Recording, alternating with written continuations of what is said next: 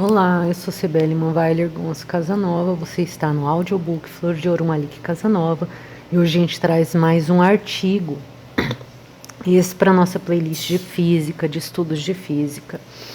O artigo é a teoria da luz de Newton nos textos de Young, Newton's Theory of Light and Young's Test, de História da Física, Ciências e Afins, a Revista Brasileira de Ensino de Física, volume 31, número 1,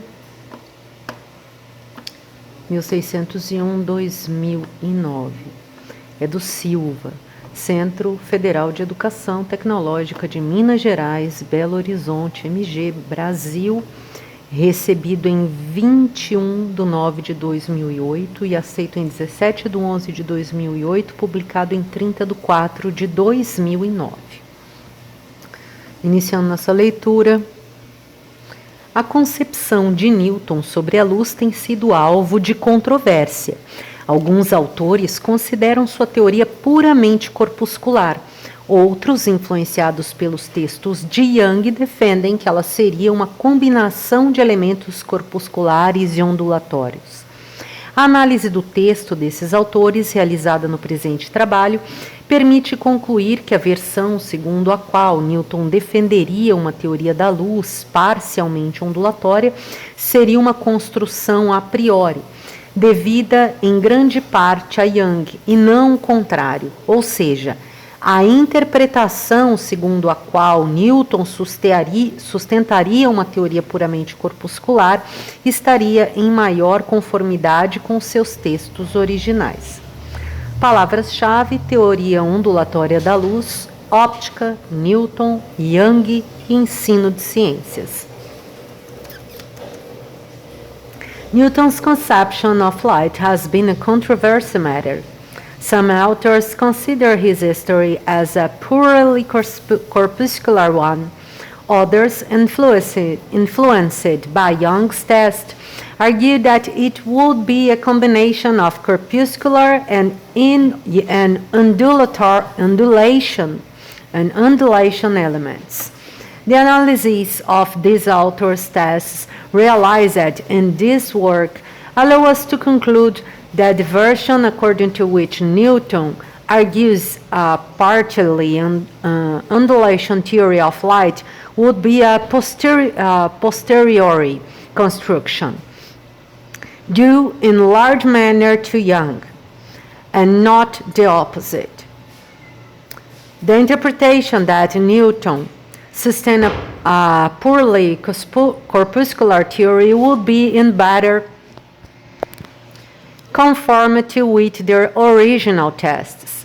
Keywords: wave theory of light, optics, Newton, Young, science, education. Introdução 1. O objetivo deste trabalho é analisar a discussão feita por Thomas Young, 1773-1829, em seus textos de óptica sobre uma possível presença na teoria da luz de Newton, 1642-1727, de alguns aspectos ondulatórios. Há muito, a concepção de Newton sobre a luz é alvo de controvérsia. Tradicionalmente, ele é apontado como defensor de uma teoria puramente corpuscular. Outros, porém, invocando principalmente o testemunho de Young, atribuem-lhe uma teoria complexa, envolvendo também características ondulatórias. A comparação dos textos desses dois pesquisadores sugere uma interpretação alternativa. Cada qual, em sua época, sabe-se que ambos passaram por uma situação de contestação da comunidade científica. Assim, precisaram contemporizar com a posição antagônica de adversários de reputação bem estabelecida, acarretando algumas dificuldades para a compreensão futura de suas obras. Em 1672, Isaac Newton, então com 29 anos, publicou o primeiro artigo de sua carreira, que tratava de uma teoria sobre a luz e as cores. Nota 1, tem um endereço de e-mail aqui, que eu vou talvez deixar aí disponível. O artigo foi recebido com críticas por John Flamsteed, 1646-1719.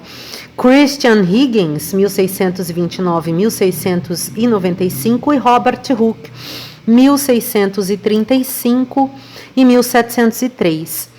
Entre os críticos, Hooke foi o mais severo.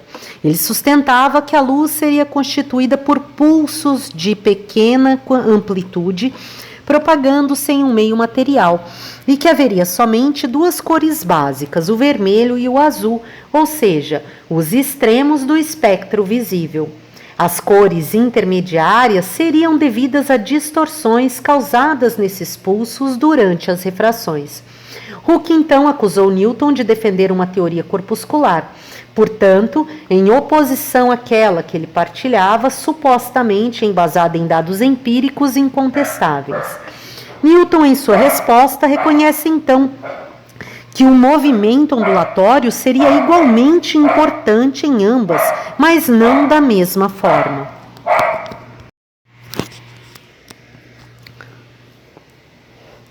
Hooke, então, disse que Newton defendia uma teoria corpuscular. Acusou Newton de defender uma teoria corpuscular, portanto, em oposição àquela que ele partilhava, supostamente embasada em dados empíricos incontestáveis. Newton, em sua resposta, reconhece então que o movimento ondulatório seria igualmente importante em ambas, mas não da mesma forma. Em 1800, Young era um jovem médico de 27 anos que se dedicava a estudos de óptica e ousava discordar de Newton. Talvez por esse motivo, em seu texto de 1801, ele argumenta que sua teoria não era incompatível com a do grande físico, citando ora passagens em que Newton se defende das críticas de Hooke, ora trechos escolhidos de sua óptica. Curiosamente, a situação ficou enquanto o jovem Newton, apesar de defender a corporeidade da luz, buscava evitar o embate direto com Hooke. Young, apesar de defender uma teoria vibracional, na medida do possível, evitava se contrapor a Newton. A utilização por Young do trabalho de Newton torna difícil distinguir o que é devido a um e a outro. Uma interpretação é que Newton não fosse tão inflexível em sua visão corpuscular.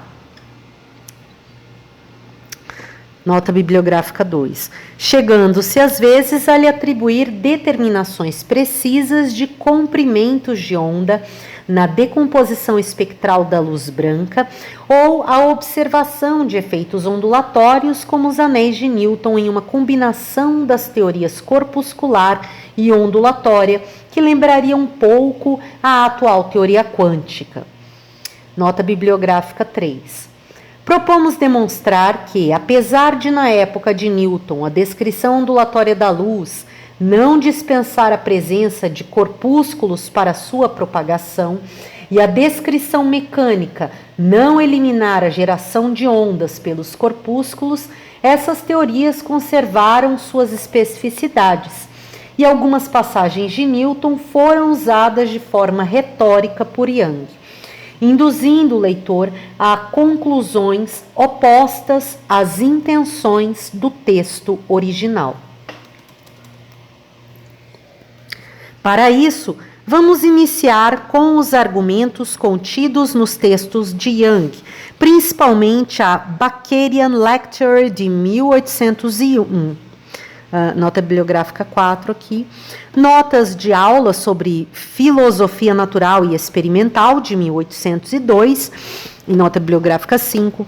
E o artigo da Philosophical Transactions de 1804. Nota bibliográfica 6. E aí, lembrando, quando eu falar nota bibliográfica, os números, no final vai estar lá todas as notas bibliográficas. Para em seguida compará-los com as mesmas obras que ele cita, ou seja, a Óptica, nota bibliográfica 7, de 1704, e a resposta de Newton a Hooke, publicada nos Philosophical Transactions de 1672, nota bibliográfica 8. 2. Os argumentos de Young ao invocar Newton. Young tem um estilo elegante e envolvente. Ele começa o texto de 1801, estabelecendo a distinção entre hipóteses e princípios. Enquanto aquelas teriam pouco uso na promoção do conhecimento natural, esses, ao permitir a redução de um grande número de fenômenos aparentemente heterogêneos a leis coerentes e universais, seriam de considerável importância para o aprimoramento do intelecto humano. Assim como Newton, ele também não faz hipóteses. No segundo parágrafo, afirma que seu objetivo não é propor nenhuma opinião absolutamente nova, nem será necessário produzir nenhum novo experimento. Com isso, reduz drasticamente a possibilidade de críticas que lhe poderiam ser imputadas, pois, se não é responsável por nenhuma citação nova, nada de novo poderá ser criticado. O terceiro parágrafo não permite qualquer dúvida acerca de suas intenções. Abre aspas. As observações ópticas de Newton são ainda sem rival e, exceto em algumas imprecisões casuais, elas apenas crescem em nossa estimativa quando as comparamos com as tentativas posteriores para melhorá-las. Fecha aspas. Assim, ao mesmo tempo que presta homenagem ao grande gênio, faz referência à qualidade de suas observações. Particularmente, serão mencionadas as observações relativas ao aparecimento de cores em placas finas e suas respectivas medidas, correspondentes aos fenômenos hoje conhecidos como anéis de Newton.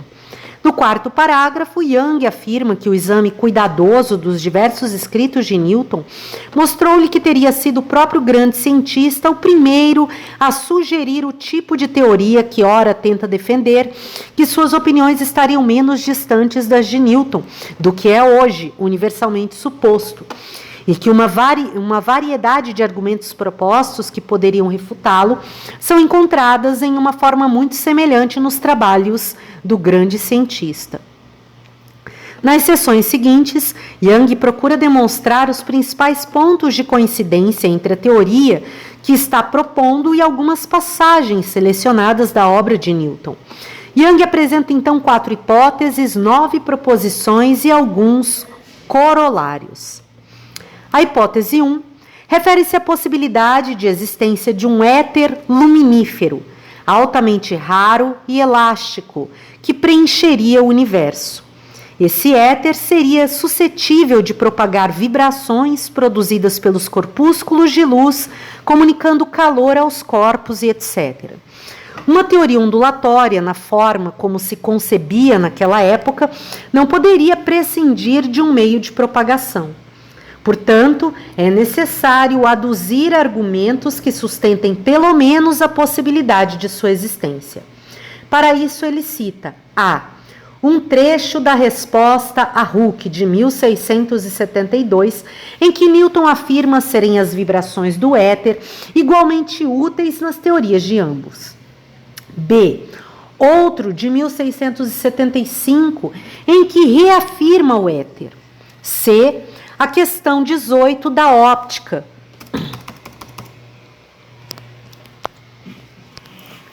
que discute a transmissão de vibrações através desse meio, inclusive excitadas pela luz, mas não a própria luz. A hipótese 2 afirma que ondulações seriam produzidas no éter, quando um corpo se torna luminoso. Segue-se, então, a diferença entre ondulações e vibrações. A vibração seria entendida como um movimento continuamente alternado para frente e para trás.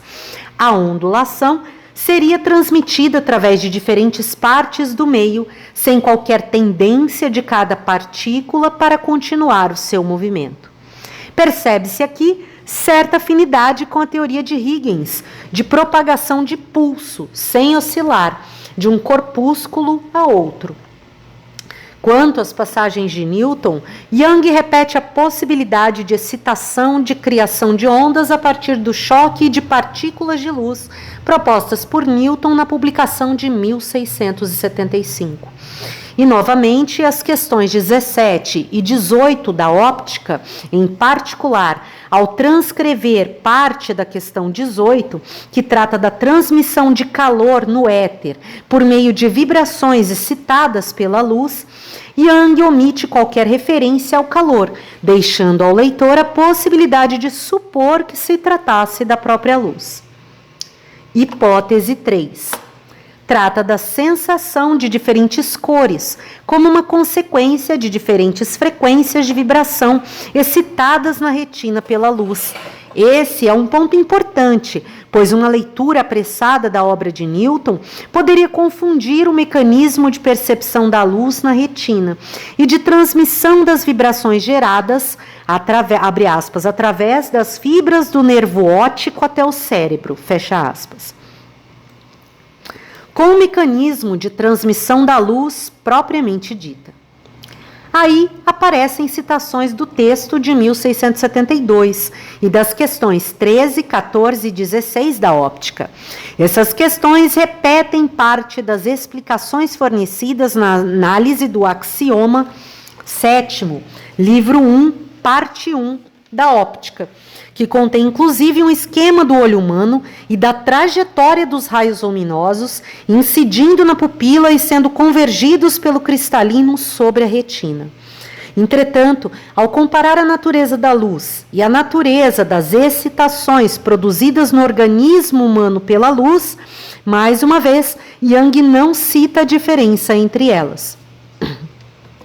Acompanhando a óptica de Newton, ele admite que o movimento produzido na retina pela luz ou pela pressão dos dedos tem uma natureza distinta da própria luz. Apesar disso, enquanto Newton discute as vibrações produzidas na retina pelos corpúsculos de luz, Young conclui a sessão apresentando um escolho no qual compara as vibrações da retina com as ondulações da luz propriamente ditas. Young denomina essas três primeiras hipóteses de essenciais e afirma que elas são literalmente parte do sistema newtoniano. Ou seja, existe um éter, ele é capaz de propagar ondulações e as diferentes cores resultariam de diferentes frequências de vibração excitadas pela luz. Para sua quarta e última hipótese, contudo, Young admite uma oposição diametral à teoria de Newton, suavizada pela afirmação de que ambas seriam igualmente prováveis, e a oposição meramente acidental, restando somente investigar qual a mais adequada para explicar os fenômenos. Justifica ainda tratar-se de uma hipótese não fundamental, apenas a mais simples que lhe ocorreu. Abre aspas. Todos os corpos materiais têm uma atração pelo meio etéreo, através da qual a sua substância do éter é acumulada dentro deles e uma pequena distância em torno deles, dos corpos materiais, em um estado de maior densidade, mas não de maior elasticidade. Fecha aspas. De fato, essa é uma diferença mais grave do que ele quer admitir. Na questão 28, Newton afirma categoricamente diversas vezes que o firmamento é destituído de qualquer matéria perceptível e, ao rejeitar um meio fluido de propagação, rejeita igualmente a possibilidade de pressão ou movimento transmitido através desse meio. Além disso, Young estaria substituindo o espaço homogêneo e isotrópico de Newton por um éter de densidade variável, necessário para explicar algumas propriedades do comportamento ondulatório da luz na forma como ele a concebeu. Após a apresentação das hipóteses, vêm as proposições. Como se trata de uma teoria ondulatória mecânica, mais uma vez recorre aos escritos de Newton, que tem muito a contribuir para atestar a validade das afirmações de Young, seja por meio de observações e cálculos, seja por aplicações dos princípios newtonianos. Por exemplo, cita-se a proposição 1, abre aspas, em um meio homogêneo elástico, todos os impulsos são propagados com a mesma velocidade. Fecha aspas. Em seguida, as observações de Newton acerca da propagação do som no ar vêm corroborar essa afirmação. Contudo, é inevitável que apareçam divergências. Esses pontos correspondem exatamente às diferentes consequências extraídas de uma teoria corpuscular e de uma teoria ondulatória da luz. Por exemplo, Young reproduziu uma passagem em que Newton recusa a possibilidade de propagação retilínea de ondas ou de vibrações em qualquer fluido. Trecho citado. Para mim, a própria suposição fundamental parece impossível, ou seja, que as ondas ou vibrações de qualquer fluido possam, como os raios de luz, ser propagadas em linha reta, sem um contínuo e extravagante espalhamento e curvatura em todas as direções no meio inativo, onde elas são limitadas por ele. Fim da citação. Continua o texto com o autor do artigo. Essa objeção de Newton à teoria ondulatória, além de extremamente clara, é complementada na página seguinte pela citação da questão 28 da óptica, abre aspas, pois nunca se soube de a luz seguir passagens curvas, nem de se curvar para a sombra, fecha aspas. Essa diferença entre ambos é flagrante, acentuada ao apresentar a proposição oitava e seus corolários, enunciando o princípio da interferência e as condições de interferência construtiva e destrutiva, sobretudo na proposição 9, segundo a qual a luz radiante consiste de ondulações do éter luminífero. Ao reconhecer, abre aspas, é claramente assegurado por Newton que haja ondulações, embora ele negue que elas constituam luz. No que se refere à explicação dada por Huygens, a refração na calcita, Young reconhece, à página 45, que, abre aspas, contrariamente ao que se poderia esperar da precisão e franqueza usuais de Newton, ele pôs abaixo uma nova lei para a refração, sem dar uma razão para rejeitar a de Huygens, a qual Mr. Howe, H-A-U-Y, 1743-1822, julgou mais precisa que a de Newton. Finalmente, Young comenta que uma análise minuciosa de várias experiências dos livros 2 e 3 da óptica de Newton exibiriam dificuldades insuperáveis de sua doutrina, o que, além de desnecessário, seria tedioso e desgastante enumerar. No artigo de 1804, Young trata mais especificamente de observações e medidas relativas à luz. Mais uma vez, ele se refere aos trabalhos de Newton, agora não em apoio das hipóteses e proposições em que está apresentando, mas apenas para valer-se das medidas e observações realizadas pelo grande cientista na seção 4. Young chega a afirmar... Aí aqui a citação. O experimento de Grimaldi, 1618-1663, sobre as franjas curvadas para a sombra, juntamente com diversas outras observações dele, igualmente importantes, não foi mencionado por Newton. Aqueles que estão ligados à teoria de Newton da luz ou às hipóteses de ópticos modernos fundadas em pontos de vista ainda mais estreitos, fariam bem em tentar imaginar qualquer coisa parecida com uma explicação para esses experimentos derivados de suas próprias doutrinas. Ao se falharem na tentativa, deveriam conter pelo menos as declarações ociosas contra um sistema fundado na precisão de suas aplicações a todos esses fatos e a milhares de outros da mesma natureza. Percebe-se aqui, no mínimo, uma grande mudança de tom. Não é mais aquele tímido autor do artigo precedente que procurava apoio intelectual em Newton, mas um acusador incisivo, capaz de dar bons conselhos aos adversários de seu sistema. Portanto, se Newton contribuiu para o trabalho de Young, foi com suas medidas e sua mecânica. Entre os dois artigos de Young já analisados, é necessário mencionar também suas notas de aula sobre filosofia natural e experimental de 1802, Essas notas, que abordam praticamente toda a ciência daquele tempo, são divididas em 4 partes: mecânica, hidrodinâmica, física e elementos de matemática. A luz e os instrumentos ópticos são tratados nas seções 11 e 15 da hidrodinâmica, correspondente aos verbetes 309 a 386. O autor justifica essa disposição, esclarecendo que, embora o assunto pertença mais à mecânica, é impossível formar um juízo adequado dos méritos comparativos das teorias relativas à sua natureza, sem primeiro se familiarizar com as principais doutrinas dos fluidos elásticos. Afirma também que Newton considerava seu próprio sistema incompleto, sem um meio etéreo.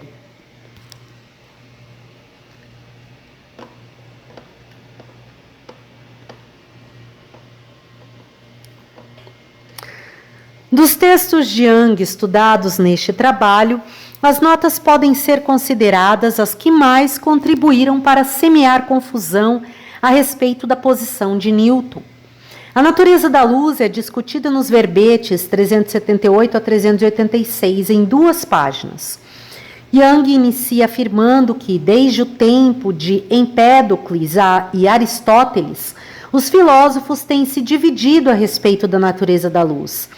Empédocles defenderia um sistema que consideraria a luz como uma emanação de partículas separadas. Aristóteles, um impulso transmitido através das partículas sucessivas de um meio contínuo, o que seria sustentado também após diversas modificações por Descartes, Hooke e Huygens. Depois disso, ele concluiu, abre aspas, Newton tentou combinar as 2 teorias, mas, para explicar os fenômenos mais gerais, ele empregou o sistema de Empédocles, da emanação de corpúsculos separados, fecha aspas. A seguir, ele enumera os principais fenômenos relativos à luz, acompanhados por 2 tipos de explicações, pelo sistema de Newton e pela teoria recentemente submetida ao Royal Society. Não revela que a teoria recente é dele mesmo, mas isso fica implícito. Então, como seria de se esperar, são mencionadas a propagação retilínea, a velocidade uniforme em um meio homogêneo, a relação entre os ângulos de incidência, reflexão, refração e etc. No verbete 384, relativo à reflexão parcial da luz, em todas as superfícies refratoras, afirma que Newton teria suposto que elas surgem de certos atrasos periódicos dos raios, por meio de ondulações propagadas em todos os casos pelos corpos luminosos nos meios elásticos. O último verbete, o 386, toca um dos pontos delicados da teoria de Newton, as cores em placas finas e espessas, relatadas por Newton como efeitos muito complicados de um meio ondulante sobre os corpúsculos de luz, mas sem conseguir acomodar as medidas obtidas por ele mesmo em seus experimentos precisos e elegantes. 3. A resposta de Newton às críticas de Hooke. Como foi visto na sessão anterior, de acordo com Young, a resposta de Newton a Hooke conteria supostamente uma abertura para a teoria ondulatória. Ao contestar as críticas recebidas, Newton admitiu que considerava a luz um corpúsculo, mas como consequência da teoria, não uma hipótese. Abre aspas. É verdade que, em minha teoria, defendo a corporeidade da luz, mas eu o faço sem a certeza absoluta, como a palavra talvez dá a entender, e o faço como não mais que uma consequência muito plausível da teoria, não como uma suposição fundamental. Fecha aspas, aqui trecho de Newton. Esse trecho, habitualmente considerado uma flexibilidade a respeito da corporeidade da luz, é apenas a reafirmação da linha de argumentação adotada por Newton em toda a sua obra, diversas vezes em vários contextos. Abre aspas, não faço hipóteses, fecha aspas. Ao expor o atributo como uma consequência da análise apoiada em evidências, ele o estaria reforçando, não flexibilizando. Nesse ponto, Hooke e Newton tinham uma abordagem muito semelhante e perfeitamente moderna, baseada em observações e experimentos para compreender os fenômenos naturais. Portanto, se houver uma aproximação possível entre ambos, ela é do tipo metodológico, não conceitual. Mais adiante, Newton continua, abre aspas, eu sabia que as propriedades da luz, declaradas por mim, eram, de certa forma, capazes de ser explicadas, não apenas por essa, mas por muitas outras hipóteses mecânicas. Assim, optei por declinar de todas elas e falar da luz em termos gerais, considerando-a abstratamente. Fecha aspas. É interessante notar que ele se refere a hipóteses mecânicas de acordo com o modelo de ciência praticado na época. Mas nesse ponto também não inclui, ao contrário, exclui, mais uma vez, a possibilidade de falar em hipóteses. No parágrafo seguinte, Newton discute algumas consequências do que poderia ocorrer se a hipótese de Hooke fosse admitida. Abre aspas. Mas suponho que eu tenha proposto essa hipótese.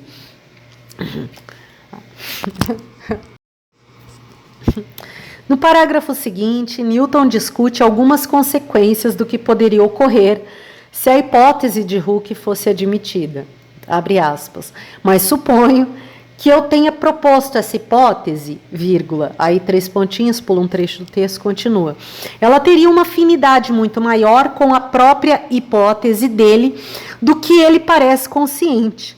As vibrações do éter são tão úteis e necessárias nesta quanto na dele.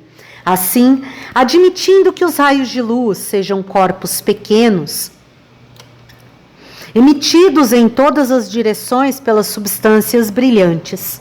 Aí continua o texto, né? 3 pontinhos, fecha aspas, fim desse trecho inserido, citação inserida no meio do texto. A partir daí, ele comenta algumas consequências do choque desses corpúsculos com outros corpos materiais. Por exemplo, quando atingem os olhos, provocando a sensação de luz. Esse trecho é muito coerente com toda a sua teoria. A luz é constituída por corpúsculos e eles conservam as propriedades que lhes são inerentes. Com isso, não está admitindo que a luz seja onda, pois sensação não é luz, nem se comporta como luz, são apenas efeitos da luz. Nesse ponto fica muito claro na página subsequente ao afirmar, abre aspas, para mim, a própria suposição fundamental parece impossível, ou seja,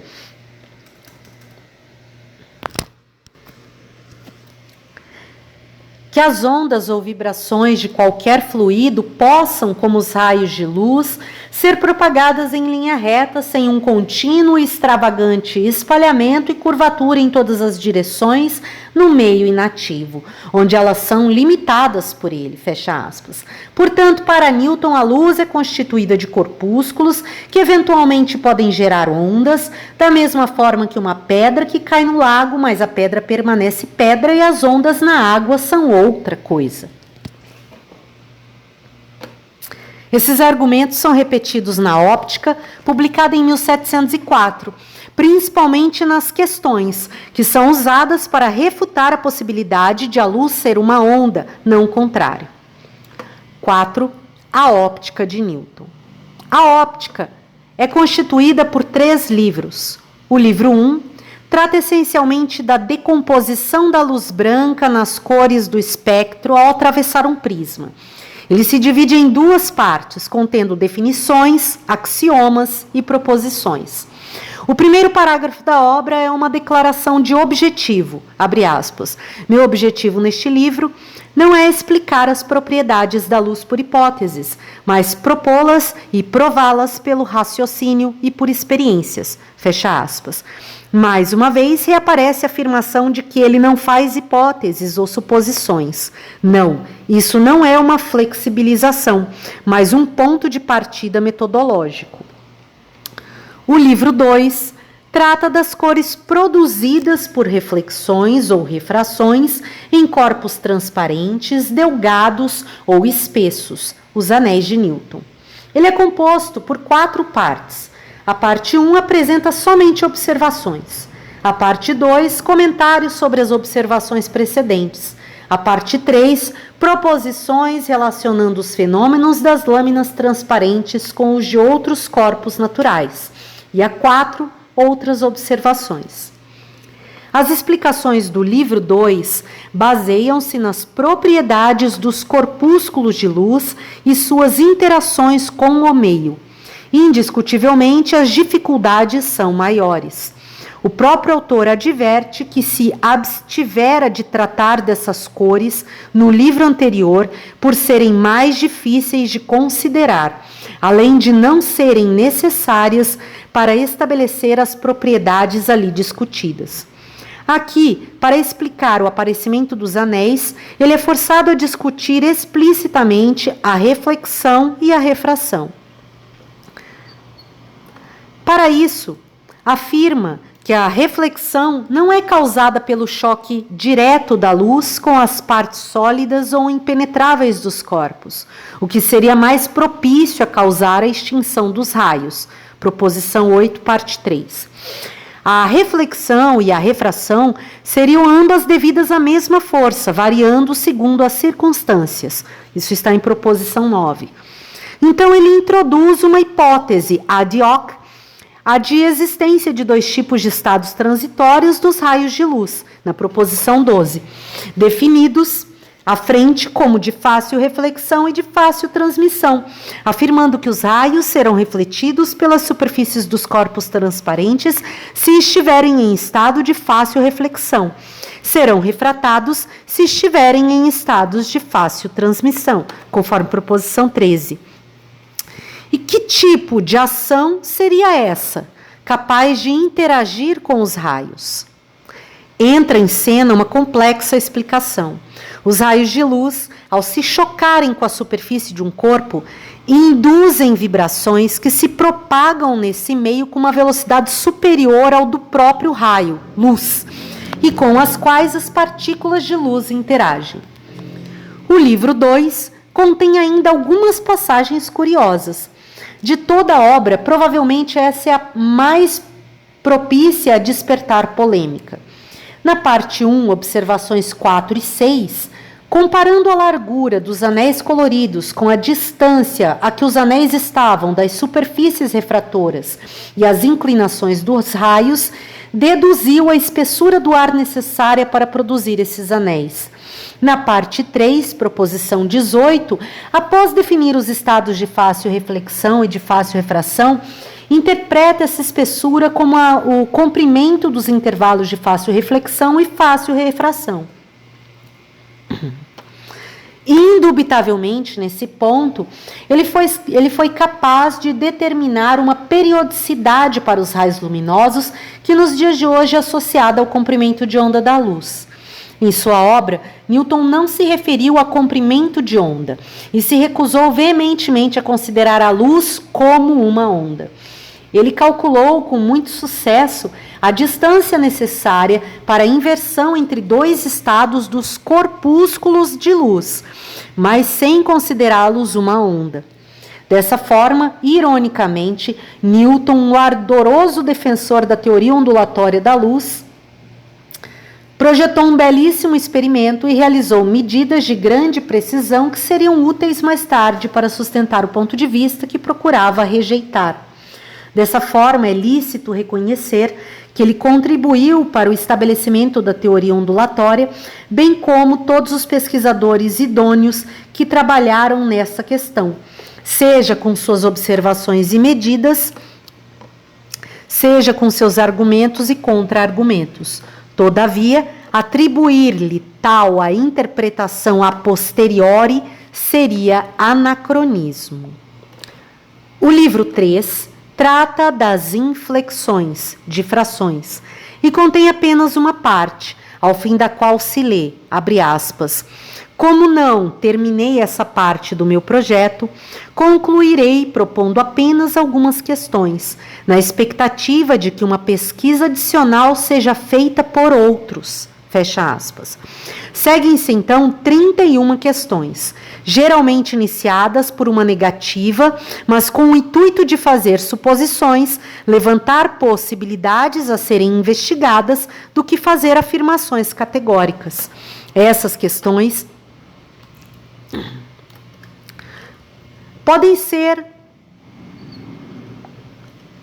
agrupadas por temas nas seguintes categorias: de 1 a 6, reflexão, refração e inflexão; de 5 a 11, calor e fogo; de 12 a 17, a visão humana; de 18 a 22, o éter; de 23 a 24, vibrações do éter; de 25 a 27, outras propriedades da luz; de 28 a 31, a luz não é movimento ou pressão, mas corpúsculo. Assim, ao se fazer referência à discussão contida em cada uma das questões, é necessário levar em conta o tema do qual ela trata, ou seja, a pergunta proposta. Retirar uma resposta de seu contexto pode induzir o leitor a equívocos. Se o leitor estiver interessado em conhecer uma possível posição de Newton com respeito à natureza da luz, é conveniente iniciar pela questão 28. E aqui um trecho da citação inserido, do próprio Newton, a questão 28. Não são errôneas todas as hipóteses, segundo as quais a luz consistiria em pressão ou movimento propagado através de um meio fluido? Pergunta, né? Não são errôneas todas as hipóteses segundo as quais a luz consistiria em pressão ou movimento propagado através de um meio fluido, pois em todas essas hipóteses, os fenômenos da luz têm sido explicados até aqui, supondo-se que eles resultam de novas modificações dos raios, o que é uma suposição errônea. E aqui, fim da citação inserida da questão 28, volta ao texto do autor do artigo. Entretanto, Young, em seu texto de 1801, não se preocupa com essas últimas questões e faz apenas uma breve referência à de número 28. Ele prefere as questões que tratam da visão humana e do éter. Estudemo-las, então, com um pouco mais de detalhe. A visão humana é discutida nas questões 12 a 17. A questão 12 propõe a seguinte interrogação, abre aspas: os raios de luz, ao incidirem sobre o fundo dos olhos, não excitam vibrações na túnica retina? Vibrações essas que, propagando-se ao longo das fibras sólidas dos nervos ópticos para o cérebro, geram o sentido da visão? Fica muito claro que o autor não se refere à natureza da luz, nem à sua propagação pelo espaço, mas ao mecanismo da visão e à forma como a sensação é conduzida dos olhos ao cérebro, por meio de um modelo mecânico, como não poderia deixar de ser, afinal, o mecanismo parecia aplicar-se a todos os fenômenos do universo, inclusive ao corpo humano. Assim, as fibras nervosas não conduzem luz, simplesmente propagam vibrações mecânicas produzidas pelo choque dos corpúsculos de luz contra a túnica retina. A questão 13 discute a relação entre as diversas cores percebidas e os tipos de raios que as excitam. A 14, a harmonia e a discordância das cores resultariam das propagações das vibrações através das fibras nervosas. O funcionamento do corpo humano para a percepção da luz seria muito semelhante ao da percepção do som. A discussão aqui não se refere à propagação de ondas luminosas no ar, mas à percepção do estímulo pelo organismo humano, seja o estímulo uma onda sonora, a pressão dos dedos sobre os olhos ou os golpes das partículas de luz.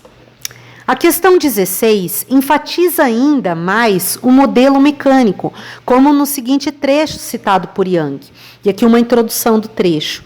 Quando um homem no escuro pressiona qualquer canto dos olhos com o dedo,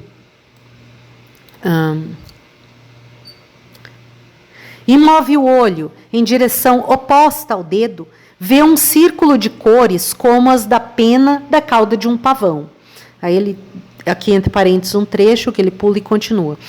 Não resultam as cores desse movimento excitado no fundo do olho pela pressão e movimento do dedo, como em outras vezes ali excitados pela luz para provocar a visão?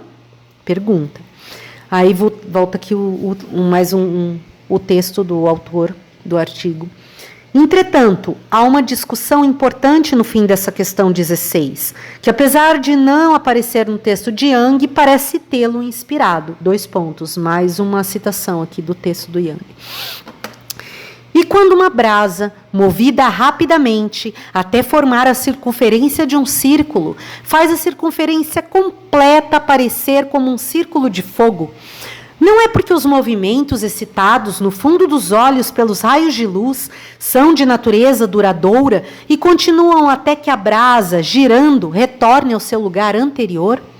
E, considerando a duração dos movimentos excitados no fundo dos olhos pela luz, não são eles de natureza vibratória? 2 perguntas aqui. Aí volta o texto do autor do artigo.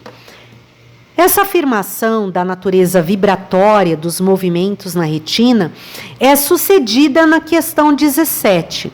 Aqui tá, ele falou essa afirmação, e aqui está os 2 como uma pergunta. Essa afirmação de natureza vibratória dos movimentos na retina é sucedida na questão 17 pela analogia entre as vibrações na superfície de um lago e o choque da pedra, que os produziu com as vibrações produzidas na retina e o choque dos corpúsculos de luz. Isso serve para distinguir a natureza dos 2 fenômenos, a pedra, luz, e as ondas na água, vibrações, referindo-se à possibilidade de vibrações excitadas pela incidência da luz nos corpos.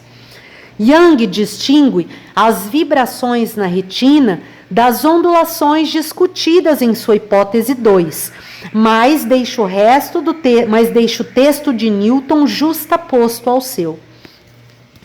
A questão 18, ao explicar a transmissão do calor no vácuo, admite a existência de um meio mais sutil do que o ar, o éter, cujas vibrações propagariam o calor.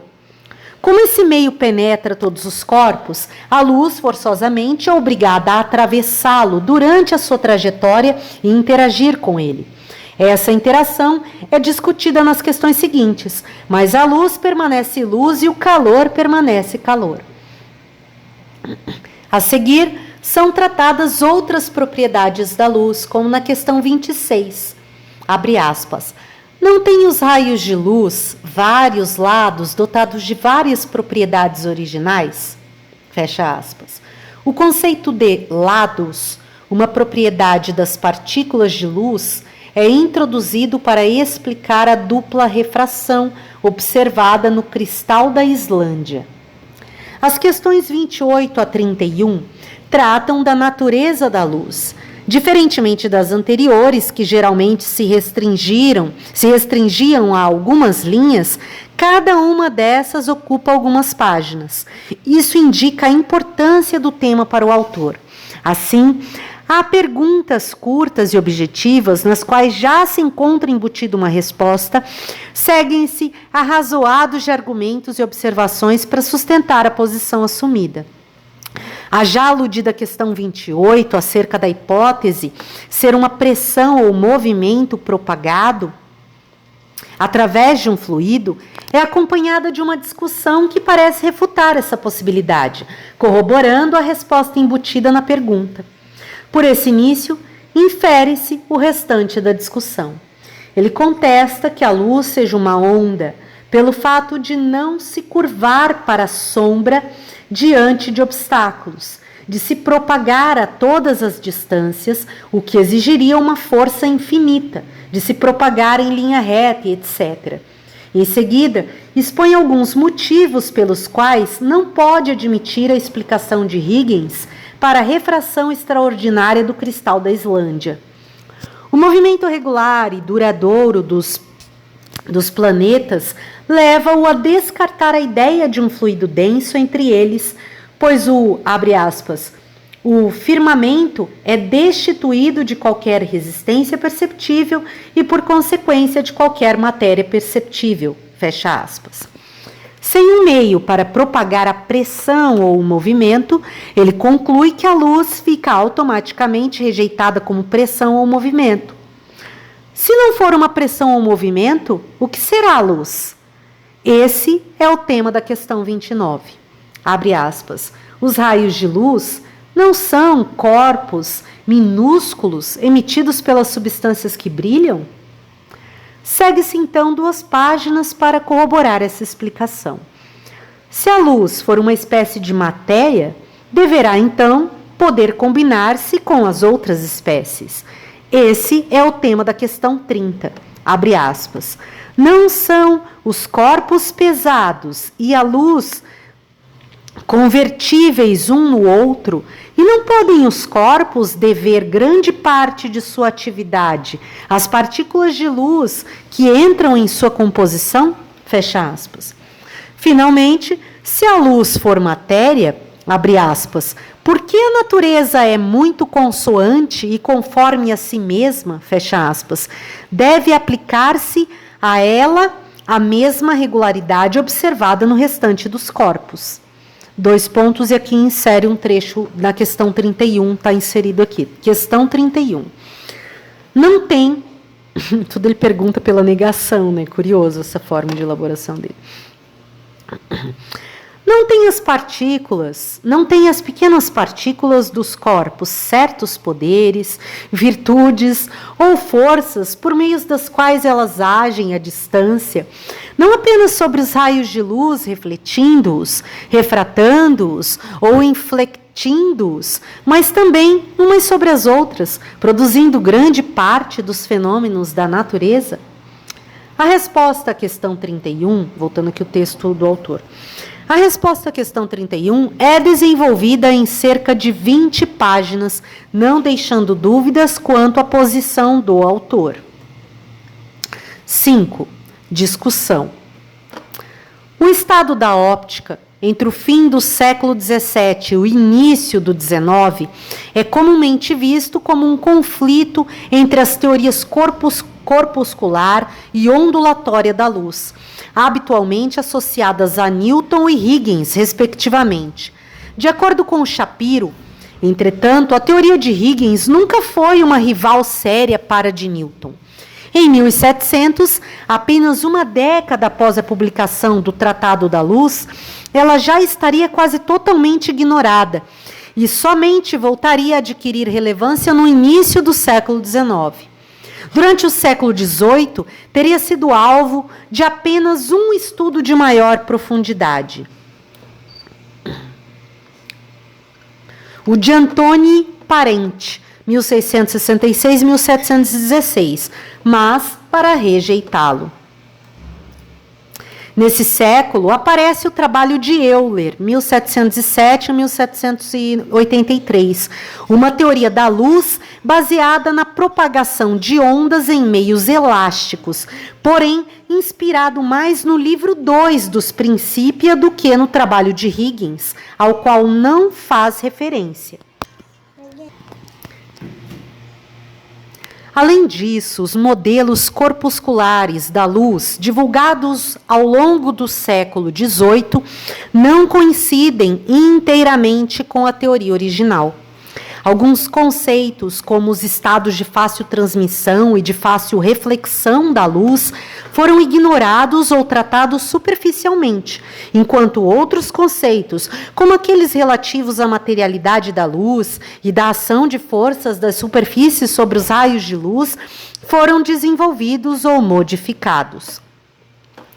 Além de não haver o embate entre Newton e Huygens, não se pode também ignorar a hegemonia da concepção corpuscular. Mesmo na França, em que havia partidários de uma teoria ondulatória da luz, como Arago, 1786-1853, e Fresnel, 1788-1827, nos primeiros anos do século XIX, a situação ainda lhes era francamente desfavorável. Apenas para ilustrar, é amplamente conhecida a oposição de Poisson, 1781-1840, e o que ficou depois conhecido como o ponto brilhante de Fresnel. Aqui destacado, entre aspas, ponto brilhante de Fresnel.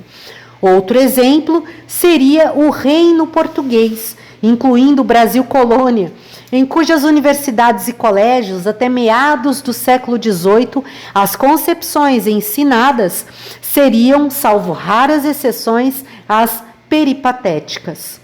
Nesse sistema filosófico, que se apoiava nas observações do senso comum e rigorosa lógica, análoga à usada nas demonstrações da geometria, a luz era considerada apenas uma qualidade acidental dos corpos transparentes.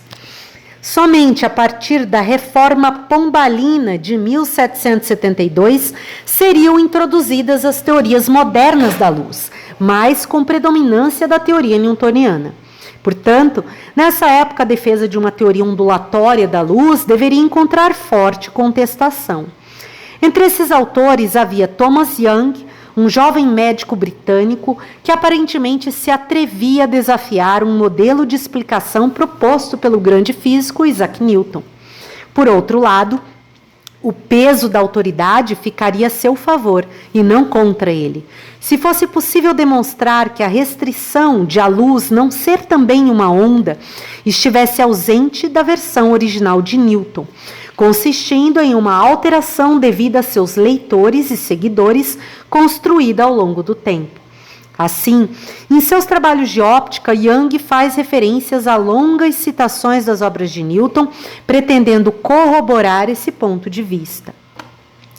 Uma interpretação alternativa de tais citações é que a versão da teoria de Newton dada por Young é tendenciosa. A apresentação parcial do texto de um autor por outro exige o preenchimento de lacunas e a explicação do contexto original. A única maneira de fazê-lo é pô-lo em outros termos, ou seja, mudá-lo. Isso não é uma opção, é uma consequência da natureza humana, mesmo que de forma involuntária. Algumas situações, contudo, são mais propícias do que outras, como neste caso. A argumentação de Young lançou mão de diversos textos, particularmente a resposta de Newton a Hooke e questões da óptica. O primeiro texto insere-se em uma situação invertida à sua. O jovem Newton, que apesar de defender a corporeidade da luz, buscava evitar o embate direto com Hooke, um físico bem estabelecido. Por isso, Newton, fragilizado, não descarta a importância das ondas nas duas teorias, apesar de não abrir mão de suas convicções. Nesse momento, de certa forma, ele é obrigado a contemporizar com o adversário. Ele ainda não é o autor dos Principia, é apenas um jovem início de carreira que precisa sobreviver até se transformar no grande nome da ciência. As questões da óptica, ou melhor, as respostas, aqui ele põe entre aspas, as respostas entre aspas, as interrogações, são escolhidas de forma conveniente, sem especificar o contexto do qual foram retiradas. Por exemplo, em certas passagens, não é declarado que o autor está apenas fazendo uma suposição ou discutindo a propagação das sensações através das fibras nervosas dos olhos ao cérebro. Isso permite maior liberdade de interpretação e induz o leitor a equívocos. Assim também são evitadas as questões que discutem especificamente a natureza da luz ou em que a natureza que a natureza ondulatória é negada de forma peremptória. Young ainda não é o autor que aparece associado à experiência das fendas. É apenas um jovem em início de carreira que precisa sobreviver, ser reconhecido e se dedicar com proveito a muitos ramos do saber. Os autores que atribuem a Newton uma teoria da luz simultaneamente corpuscular e ondulatória habitualmente invocam o testemunho de Young. A situação que se coloca parece resumir-se a duas hipóteses. Alguns autores que sucederam Newton, influenciados pela mecânica, interpretaram sua teoria da luz de forma parcial, atribuindo-lhe apenas um caráter corpuscular. 2. Alguns autores que sucederam Young, influenciados por sua retórica, interpretaram a teoria da luz de Newton como parcialmente ondulatória. Diante do exposto, defendemos a segunda hipótese.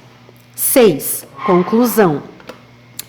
A concepção de Newton sobre a luz tem sido alvo de controvérsia.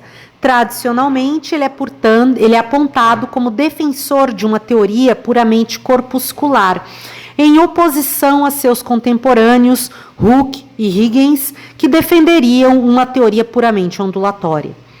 Alguns autores, invocando principalmente o testemunho de Young, consideram que Newton teria construído uma teoria complexa, envolvendo também características ondulatórias. A interpretação de sua teoria como puramente corpuscular seria uma construção a posteriori, devida a uma leitura parcial da obra motivada pelo grande sucesso da mecânica. Nessa versão, a complexidade da teoria original começaria a ser resgatada a partir dos textos de Young. Este trabalho, baseado nas posições assumidas explicitamente pelos principais envolvidos, conclui que a interpretação segundo a qual Newton defenderia uma teoria da luz parcialmente ondulatória é que seria uma construção a posteriori.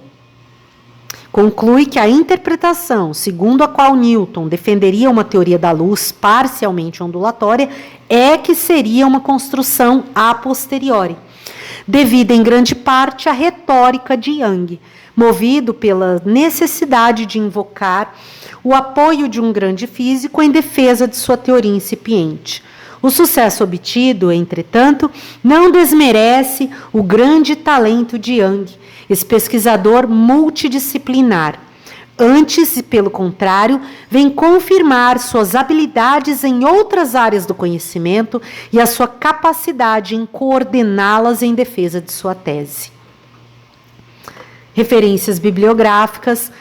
1. Cibele Celestino Silva e R. de A. Martins, Revista Brasileira de Ensino de Física, 18, 313, 1996. 2. T. Rothman, Tudo é Relativo e Outras Fábulas da Ciência e Tecnologia, de FEL, Rio de Janeiro, 2005. 3. M. Nussensweig, Curso de Física Básica, Edgar Blucher, São Paulo, 1998, V4. 4. T. Young, Thomas Young, On the Theory of the Light and Colors, The Bakerian Lecture, 1801, disponível e aqui tem o endereço eletrônico, acessado em 10/10/2007, eu vou deixar o texto todo aí para poder ser observado. 5. Thomas Young, A Syllabus of Course of Lecturing in Natural and Experimental Philosophy, acessado em 10/10/2007. Thomas Young, Experiments and Calculations Relative to Physical Optics, The Bakerian Lecture, 1803, página 1 a 16. 7. Newton, Óptica, EDUSP, São Paulo, 1996. 8. Newton, Fio, Trans, 18, 5084, de 1672. 9. C. Huygens, Qualité de la Lumière, do Nord Paris, 1992. 10. M. Nauenberg, Physics Today, 57, 2, 13, 2004. 11. A. E. Shapiro, Archive for History of Exact Science, 11, 134, de 1773. 12. Cibele Celestino Silva e B.A. Moura, na Revista Brasileira de Ensino de Física, 30.602, de 2008. 13. B.A. Moura e Cibele Celestino Silva, In Proceedings of the NIF International History, Philosophy and Science Teaching Conference, Calgary, 2007. Acesso em 10/8 de 2008. 14. Fé Arago. Œuvres complètes de François Arago, secrétaire perpétuel de l'Académie des Sciences, Mémoires Scientifiques. Guide et J. Baudry, Paris e T.O. Weigel, Leipzig, 1858. Tom 10, V1, página 386. Acesso 22/8/2006. 15, e por último 15, a última referência bibliográfica, L.M. Bernardo, revista SBHC 19, 3 de 1998. E aqui está onde está, é um artigo científico, tem aqui o endereço eletrônico que vai ficar disponível aí. Acesso em 8/12/2007. E aqui a gente termina a leitura desse artigo que traz ainda um adicional aí para os outros que já foram citados. Ele usa aqui os artigos de 2 autores que a gente já trouxe o artigo do próprio, né? Ele usa nessa referência de pesquisa de estudo, já tem o próprio artigo aí também disponível, dos autores que ele pesquisou, né? E fica aí, a teoria da luz de Newton nos textos de Young. E aí nós vamos elaborando aqui, ao longo do tempo, a construção histórica desse desenvolvimento, né, da teoria da luz, e que também vai participar lá, porque trabalha no estudo da luz, também tem o estudo da teoria da cor, né, e que também vai entrar lá alguns que sejam pertinentes na playlist, grupo de estudos de artes, percepção, movimento e etc.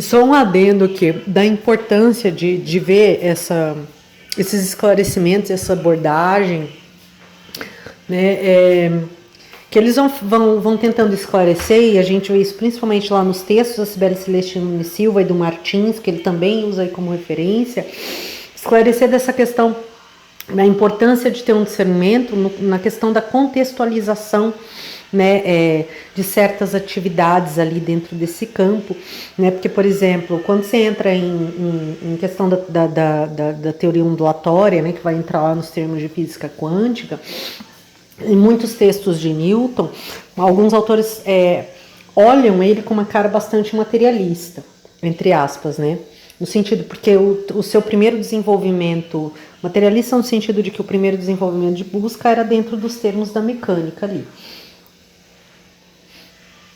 E só que quando isso vai se elaborando ao longo do tempo, e é bem interessante vocês verem ali as observâncias também que tem nos outros 2 textos aí, tem outras questões que começam a ser investigadas com relação a essa questão da luz e da percepção, com essa questão da luz e da propagação, que inclui a questão da percepção. E a partir do momento que inclui essa questão perceptiva, e que não só fisiológica, mas ela se inicia talvez num processo fisiológico, né? Por exemplo, você começa a considerar a questão da luz, e se ela incide, se aquela cor é porque o corpo reflete um tanto ou absorve outro, mas aí como é que isso funciona no olho humano? Então você já está tratando, aí vão ter outros autores que já vão querer investigar, tá?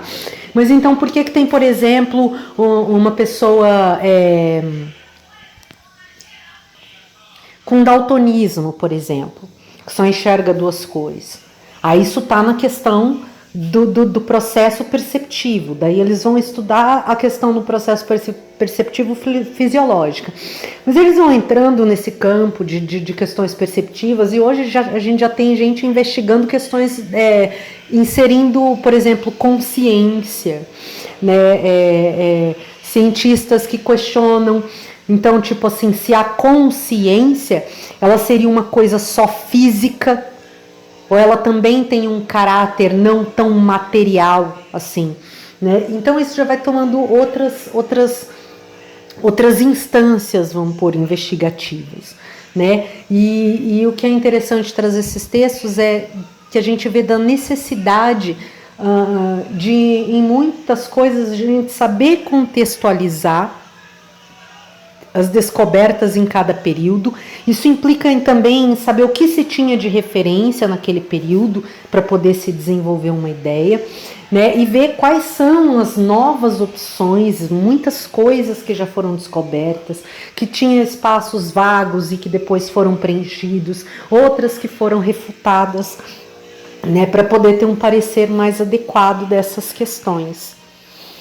Então, é bem legal fazer esse estudo e acrescento que quem estiver estudando questões, vai fazer Enem ou que está entrando já para a faculdade, que é bem legal fazer o compartilhamento já desse tipo de texto, né, para ir atualizando com relação a essas novas descobertas, com relação às coisas que estão acontecendo de novo, né, na ciência, com relação a essas questões também da interpretação do texto. Você começa a ler artigos científicos, por vezes você percebe também qual é a ênfase que certos autores estão dando para algumas questões, né? Enquanto tem uns que eles focam, por exemplo, só nas discussões que os autores foram tendo ali, os autores de referência que eles estão estudando foram tendo, os outros saem desse campo de discussão e eles vão tentar só entender, por exemplo, e que é muito importante, como é que aquele cientista foi construindo aquela ideia, né? E considerando todo o processo investigativo, os prós e os contras,